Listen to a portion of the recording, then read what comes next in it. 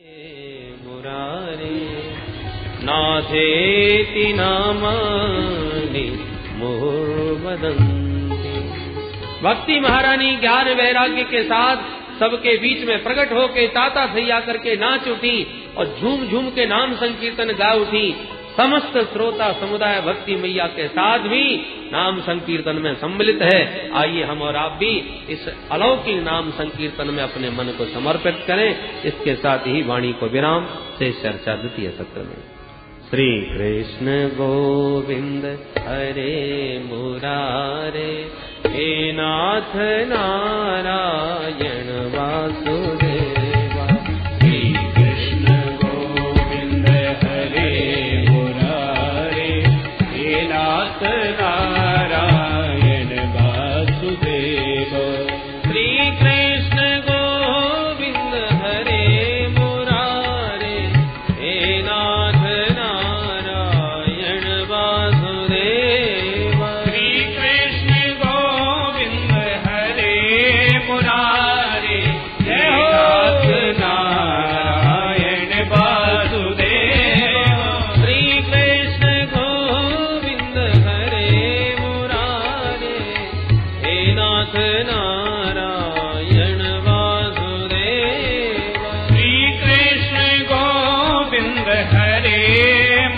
मुरारे, हे नाथ नारायण वासुदेव। श्री कृष्ण गोविंद हरे मुरारे, हे नाथ नारायण वासुदेव।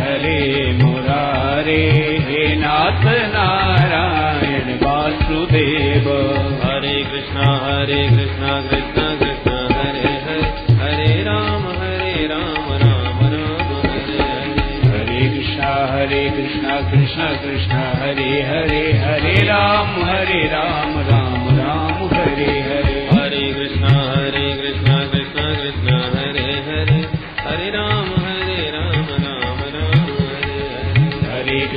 हरे कृष्ण कृष्ण कृष्ण हरे हरे, हरे राम राम राम हरे हरे। हरे कृष्ण कृष्ण कृष्ण हरे हरे, हरे राम राम राम हरे हरे। हरे कृष्ण कृष्ण कृष्ण हरे हरे, हरे राम राम राम हरे हरे। हरे कृष्ण कृष्ण कृष्ण हरे हरे, हरे राम राम राम हरे हरे। हरे कृष्ण कृष्ण कृष्ण हरे हरे, हरे राम राम राम हरे हरे। हरे कृष्ण कृष्ण कृष्ण हरे हरे, हरे राम राम राम हरे हरे।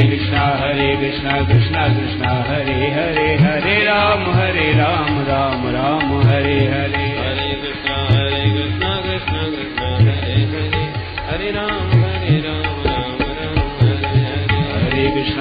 कृष्णा कृष्णा कृष्णा हरे हरे, हरे राम राम राम हरे हरे। बोल भक्ति महारानी की जय।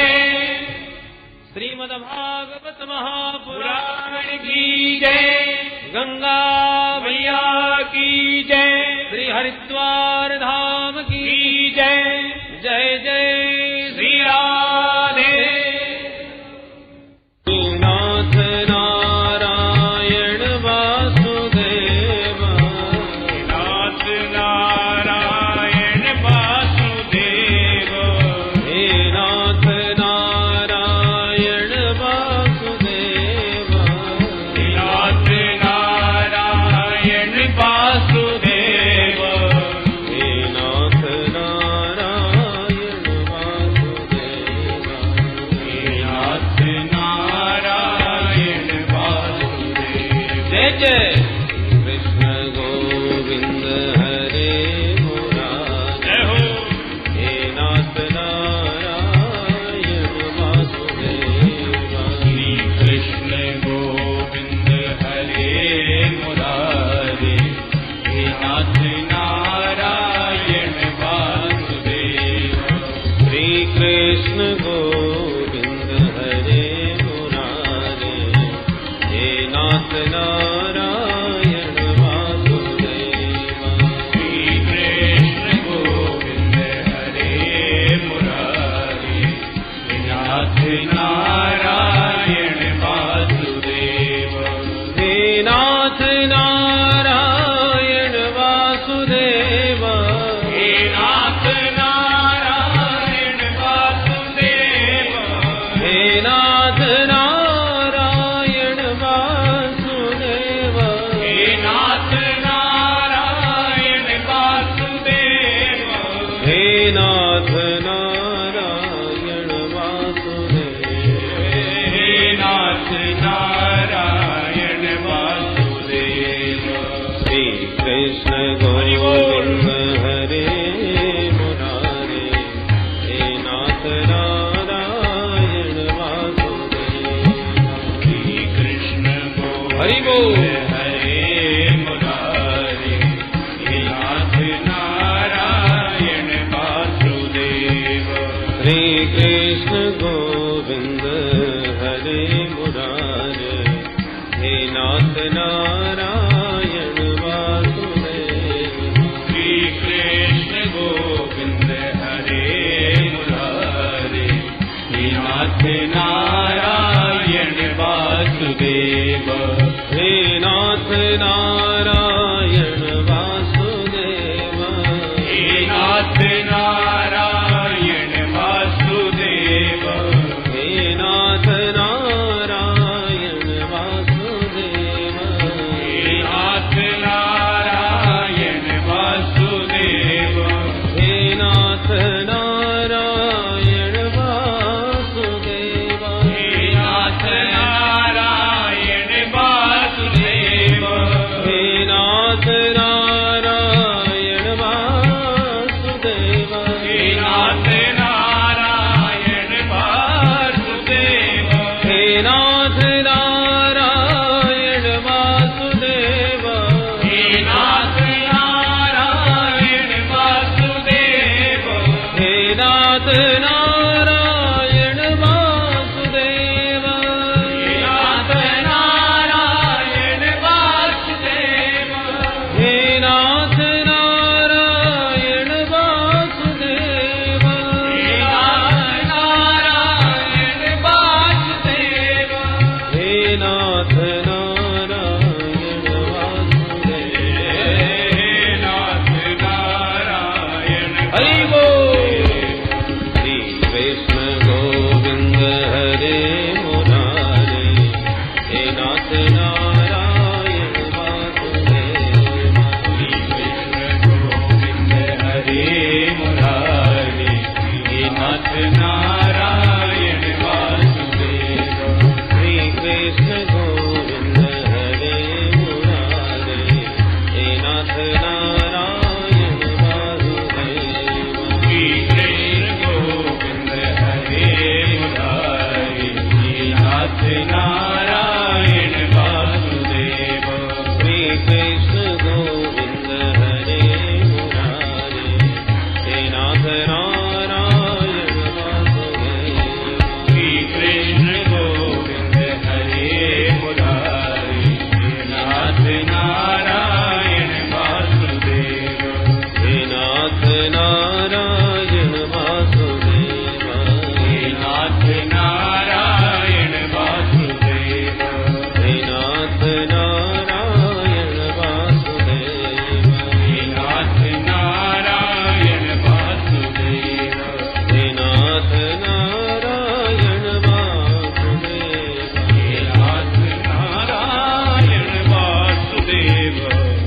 भक्तवत्सल भगवान की जय, भक्ति महारानी की जय। जय जय श्री राधे।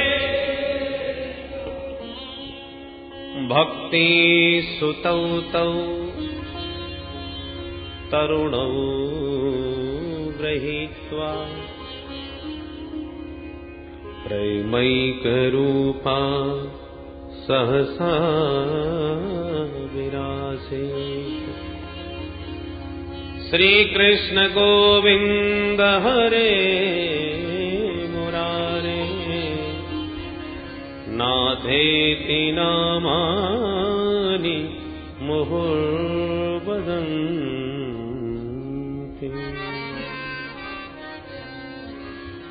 भगवान के मधुर मंगलमय नामों का दिव्य संकीर्तन करती हुई भक्ति माता श्रोता समुदाय के बीचों बीच गंगा तट पर संत समाज में प्रकट हो गई। श्रोता बंधु सब तर्क वितर्क करने लगे। कथम प्रविष्टा कथम आगतेयम मध्ये मुनीनामिति तर्कयन्ता। ये कहां से आई, कब इन्होंने हमारे बीच प्रवेश किया, पता ही नहीं चला, कैसे प्रकट हो गई।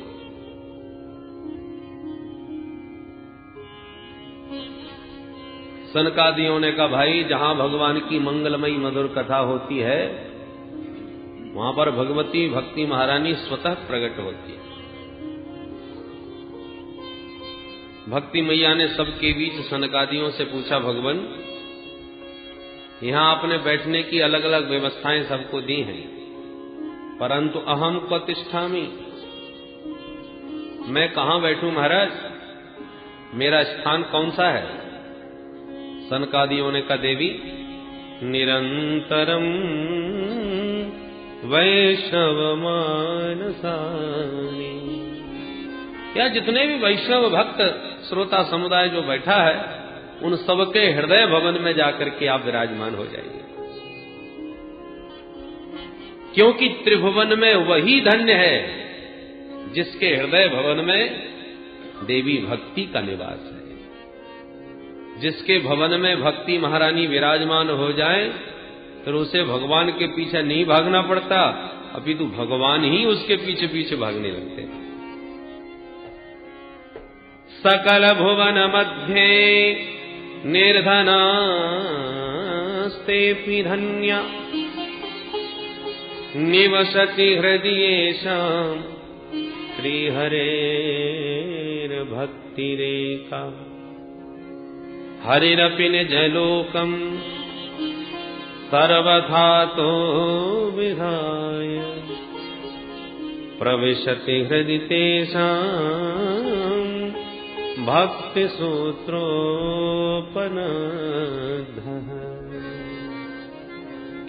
त्रिभुवन में वही धन्य है जिसके हृदय भवन में भक्ति महारानी विराजमान है,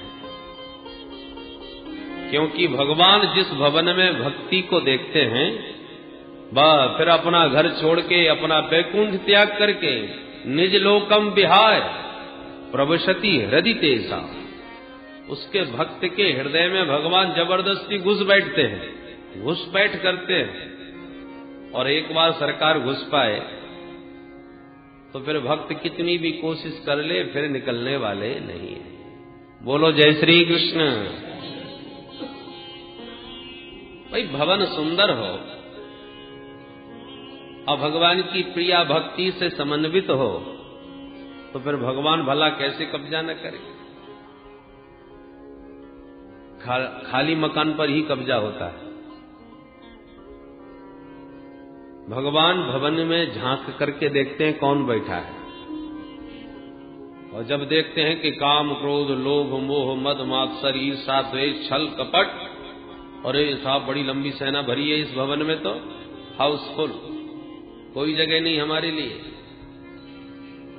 लौट पड़ते हैं।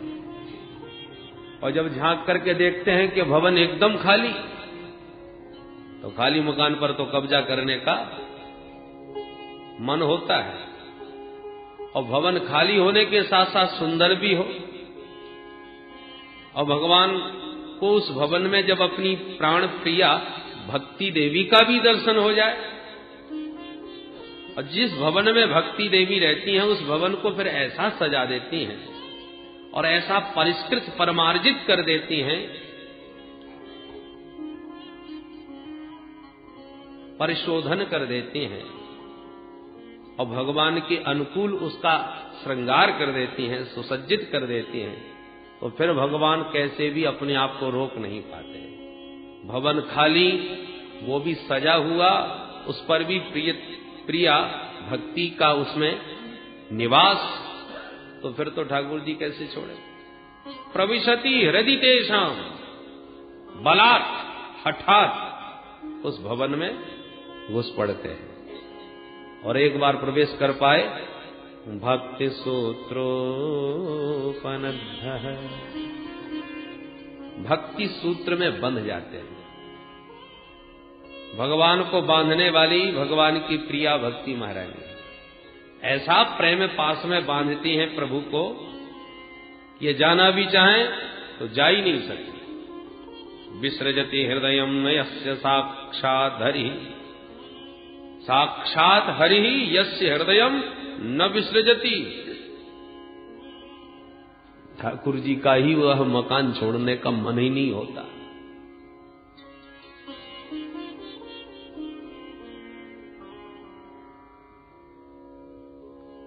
सूत जी कहते हैं, ऋषियों, अब देवर्षि नारद ने सनकादियों से कहा, भगवान हमने प्रत्यक्ष देख लिया कि श्रीमद् भागवत के श्रवण से ज्ञान वैराग्य के साथ समन्वित भक्ति किस प्रकार से पुष्ट होकर नाचती है।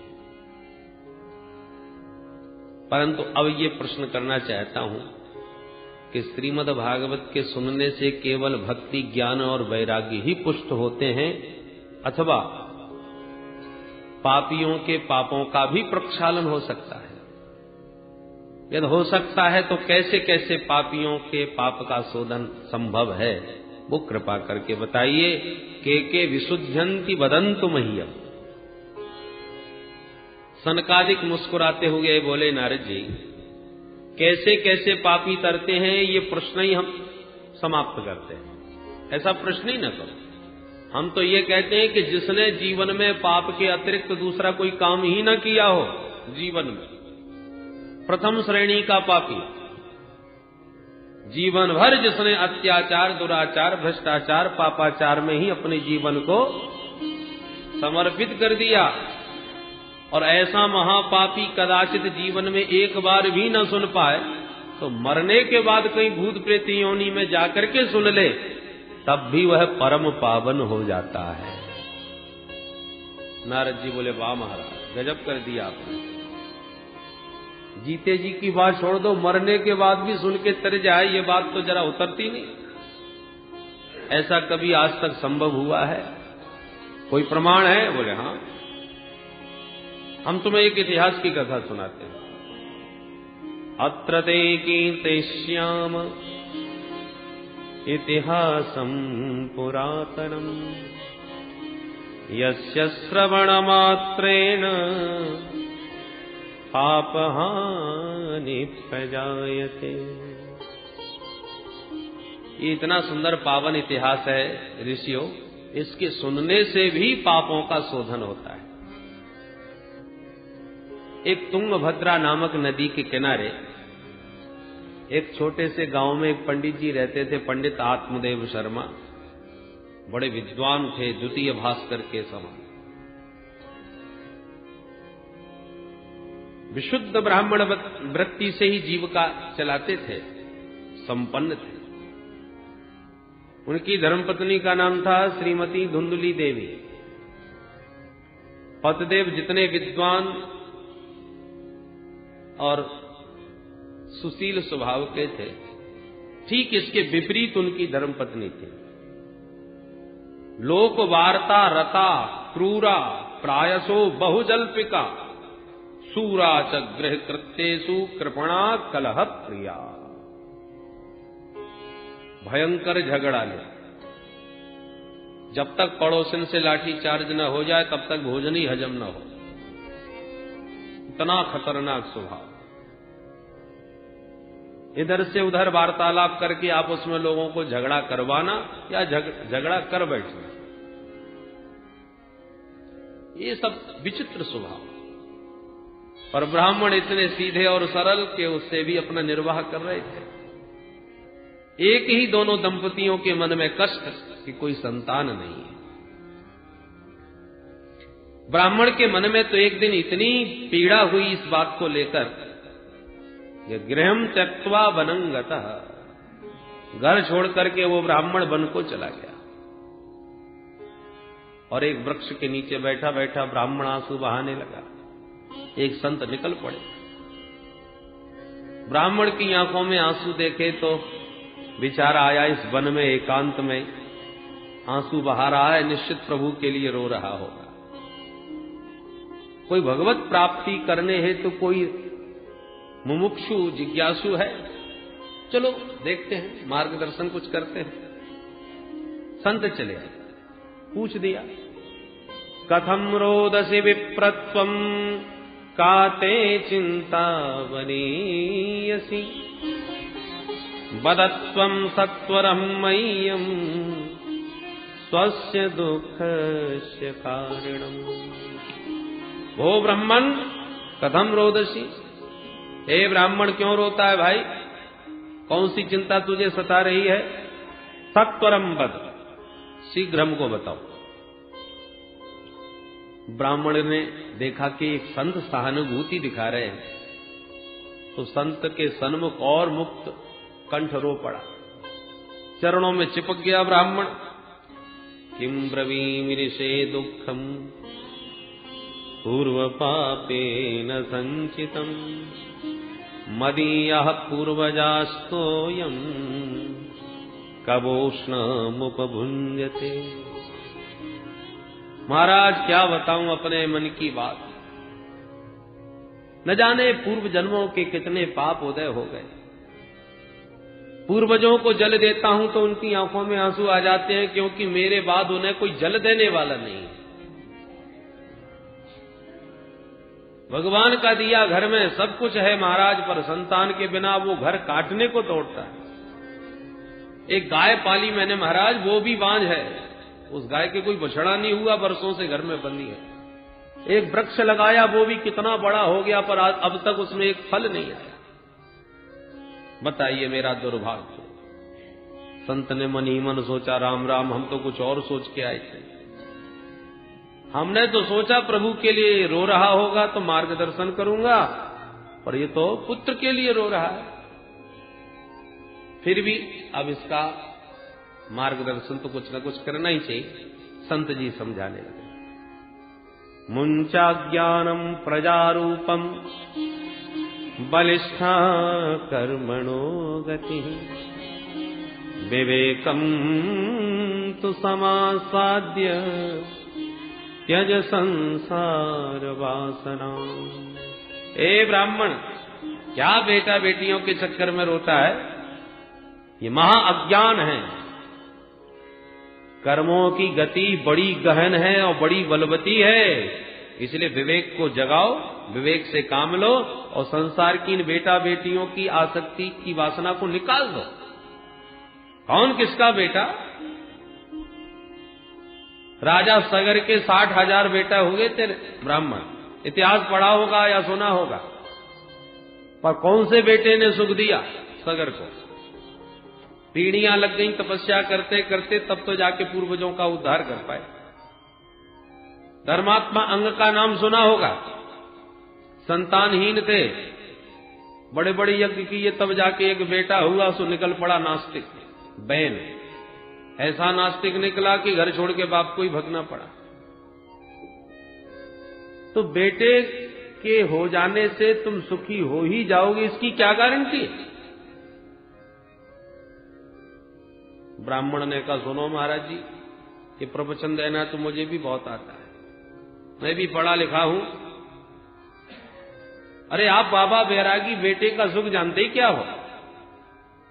छोटे छोटे बच्चे पापा पापा कह के तुतला तुतला के बातें करते हैं मीठी मीठी, कितना आनंद आता है, रसगुल्ला सा घुल जाता है कान में। वो तोतली वाणी सुनने के लिए मेरे कान कब से तरस रहे हैं मुझसे कोई बात करने वाला बालक ही घर में नहीं। गृहस्थ सरसो लोके पुत्र पौत्र समन्विता, छोटे छोटे बच्चों की किलकारियों से गूंजते हुए घर गृहस्थी का आंगन ही कुछ अनोखा होता है। मुझे आपका कोई प्रवचन नहीं सुनना है, मुझे तो बेटा चाहिए। संत जी समझ के बेटे का भूत सवार है इसको, इस समय इसके अलावा कुछ नहीं सुनेगा ये। संत जी बोले, सुनो ब्राह्मण, मैंने तेरी ललाट की रेखाओं को पढ़ लिया है। क्या लिखा है महाराज? बोले, तेरे माथे में तो स्पष्ट लिखा है, सप्त जन्मावधि तव पुत्रो नैवच नैवच। तू आज की बात छोड़, 7 जन्म तक तुझे कोई संतान नहीं हो सकती। जो सुना, अब तो ब्राह्मण का दुख दुगना हो गया। जोर से सिर उठा के पटका संत जी के चरणों में। संत जी घबरा गए, ब्राह्मण ये क्या कर रहे हो भाई, मर जाओगे? ब्राह्मण ने कहा, मरने तो मैं बैठा ही था, मैं तो अपना दुख से वैसे ही मर रहा था, आपने दुख दूर करने की जगह 7 गुना और बढ़ा दिया। मैं तो इसी जन्म के लिए रो रहा था, आपने 7 जन्म का हिसाब और सुना दिया। अब या तो मुझे बेटा दो महाराज, नहीं तो दूसरी बार इतनी जोर से पटकूंगा कि मेरे तो प्राण निकल ही जाएंगे, मैं तो निश्चित मर जाऊंगा, पर आपको भी ब्रह्म हत्या लगेगी जरूर। मुझ ब्राह्मण का जो भी कष्ट है उसके कारण आप बनोगे महाराज। संत जी की धड़कन तेज हो गई, हे भगवान, ये खाम का ब्रह्म हत्या मोल ले ली हमने। हम अपनी रास्ता जा रहे थे, लेना एक न देना दो। अब ये कहता है इसकी मृत्यु का कलंक मुझे लगेगा। अरे भाई, मैंने क्या किया तेरा? बोले, महाराज आपने मेरा दुख बढ़ा दिया है, अब या तुरंत मुझे बेटा दो, नहीं मरता हूं और आप ब्रह्म हत्या के लिए तैयार हो जाओ। संत जी ने कहा, सुनो सुनो, ऐसा ना करो भैया, देखो विधाता ने जब तुम्हारे ललाट पर लिखा नहीं संतान योग, तो मैं कहां से दूंगा? बोले, कहीं से भी दो महाराज, मुझे इतना विश्वास है संतों के वचन पर, विधाता को भी विचार करना पड़ता है। वो चाहे तो विधाता के विधान को पलट दे महाराज। ओहो, संत जी समझ गए ये छोड़ने वाला नहीं, तो भगवान का नाम लिया, हे प्रभु अब आप इलाज रखो। और भगवान का नाम लेके एक फल ब्राह्मण के हाथ थमा दिया। पंडित जी, ये फल लेकर के जाओ और जाके अपनी धर्म पत्नी जी को खिला देना, मुझे विश्वास है कि प्रभु ने चाहा तो निश्चित उसको बेटा हो जाएगा। बस इतना सुनते ही ब्राह्मण खुशी के मारे उछल पड़ा। बस बस महाराज, बन गया काम, अब तो जल्दी बताइए, कुछ नियम तो नहीं पालने पड़ेंगे? बोले, नहीं नहीं, नियम तो कुछ पालने पड़ेंगे ब्राह्मण, केवल खास नियम, ज्यादा नहीं है। एक समय भोजन करना, पवित्रता के साथ रहना, जीवों पर दया करना, किसी से लड़ाई झगड़ा न करना, ये सब 2-4 नियम ये तुमने ठीक से पालन किए तो तेन पुत्रोति निर्मलः, बहुत सुंदर बेटा हो जाएगा। बस सुनते ही ब्राह्मण ने साष्टांग दंडवत किया संत जी को और फल हाथ में लेकर के घर को दौड़ लगाई। अरे सुनते हो, देखो क्या सुंदर सुस्वादु फल लाया हूं, जल्दी से पालो, खा लोगी तो बेटा हो जाएगा। ब्राह्मणी बड़े चक्कर में, ये किसने दिया महाराज ये फल? पूरी कहानी सुना डाली। अब धुंधली ने सोचा कि भगवान जाने किसने दिया होगा, कौन सा मंत्र पढ़ा होगा, कोई मेरे ऊपर जादू टोना तो नहीं चल रहा। मैं तो बहुत विचार के ही काम करती हूं, ऐसे इनकी तरह आंख मूंझ के विश्वास नहीं करती। पंडित जी से फल तो ले लिया, पर ब्राह्मणी बोली, महाराज आप अपना काम करो, मैं अभी नहा धो के शुद्ध पवित्र होके पूजा पाठ करके तब खाऊंगी। हाँ ठीक बात कही, पर खा जरूर लेना, भूल मत जाना। यूं समझा बुझा के फल दे के पंडित जी तो चले गए और आस पड़ोस में मित्रों के पास बैठ बैठ के कहानी सुनाने लगे। देखना, अब 9 महीने बाद हमारे घर में भी किलकारियां गूंजेंगी।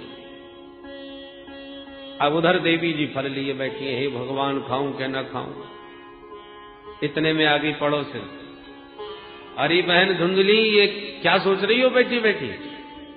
धुंधली ने पूरी कहानी तुरंत ही सुना दी। बहन मैं बड़े झंझट में पड़ गई यार, मेरी समझ में नहीं आ रहा कि इस फल को खाना चाहिए कि नहीं। पड़ोसन ने कहा, इसमें सोचने की क्या बात है? अरे तेरे भाग्य खुल गए, जो संत की कृपा से फल मिल गया।